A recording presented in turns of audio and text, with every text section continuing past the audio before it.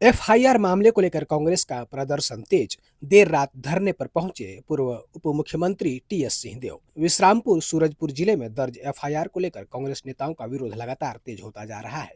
मामले में पूर्व उप मुख्यमंत्री टीएस सिंहदेव ने भी पुलिस और प्रशासन की कार्रवाई पर सवाल उठाते हुए इसे राजनीतिक साजिश करार दिया। मंगलवार देर रात कोरबा दौरे से लौटने के बाद टीएस सिंहदेव सीधे विश्रामपुर पहुंचे और प्रदेश कांग्रेस अध्यक्ष दीपक बैज के साथ धरने में शामिल हुए। जानकारी के अनुसार सिंहदेव रात करीब 11 बजे विश्रामपुर थाना परिसर पहुंचे और देर रात लगभग 2:45 बजे तक धरना स्थल पर मौजूद रहे। इस दौरान उन्होंने कांग्रेस नेताओं और कार्यकर्ताओं से चर्चा की तथा मामले में निष्पक्ष जांच की मांग उठाई। कांग्रेस का आरोप है कि मामले में आर्म्स एक्ट सहित हथियार चलाने की धाराएं लगाई गई हैं, लेकिन अब तक यह स्पष्ट नहीं किया गया कि आखिर कौन सा हथियार इस्तेमाल हुआ, कहां चलाया गया और क्या पुलिस को कोई हथियार बरामद हुआ है। टीएस सिंहदेव ने कहा कि यदि पुलिस अभी जांच कर रही है तो बिना ठोस तथ्यों के गंभीर धाराएं कैसे जोड़ी गई।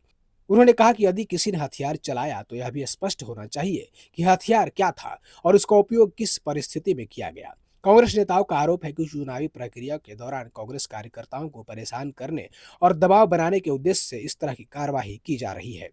धरना स्थल पर बड़ी संख्या में कांग्रेस कार्यकर्ता मौजूद रहे। प्रदेश अध्यक्ष दीपक बैज पहले से ही मामले में विरोध में अनिश्चितकालीन धरने पर बैठे हुए हैं। कांग्रेस नेताओं ने दावा किया है कि उनके पास मामले से जुड़े बयान और रिकॉर्डिंग मौजूद है। साथ ही चेतावनी दी गई कि यदि उनकी बातों पर ध्यान नहीं दिया गया तो प्रदेश नेतृत्व के साथ आगे की रणनीति तय की जाएगी। एफआईआर अगर दर्ज हुआ है, आर्म्स एक्ट के तहत दर्ज हुआ है और हथियार चलाने की धारा के तहत भी दर्ज हुआ है, तो क्या हथियार चलाया, क्या हथियार था, क्या हथियार पाया गया, कोई आके कुछ उसकी जानकारी नहीं दे रहे। चर्चा हुई तो वो कह रहे हैं कि अभी जांच कर रहे हैं, तो जांच कर रहे हैं तो फिर धारा कैसे लग गई। पार्टी के लोग ये पूछ रहे हैं कि अगर एक घटना घटी तो आप कार्रवाई करो, चाहे वो कोई भी व्यक्ति हो, कांग्रेस पार्टी के हो, अन्य किसी भी पार्टी के हो, कोई भी नागरिक हो, कोई गलत काम कर रहे हैं तो आप कार्रवाई करिए। तो गलत काम कर रहे हैं, क्या उनने धारा लगाई आर्म्स एक्ट का, तो कोई हथियार बरामद किया क्या, फिर हथियार चलाने का धारा लगा दिया तो हथियार किसी के ऊपर चलाया क्या। तो ऐसी जब बातें दर्ज हो रही हैं तो उससे दिखता है कि चुनाव की प्रक्रिया में कांग्रेस के साथियों को बाधित करने के लिए कहीं न कहीं कोई षड्यंत्र है। बात या तो उनके पास सबूत नहीं है, या वो चाहते हैं कि कांग्रेस के लोग ऐसे ही फील्ड से बाहर बने रहें।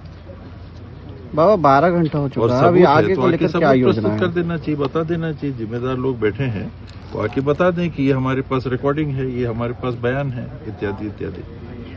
अभी आगे को लेकर क्या होगा?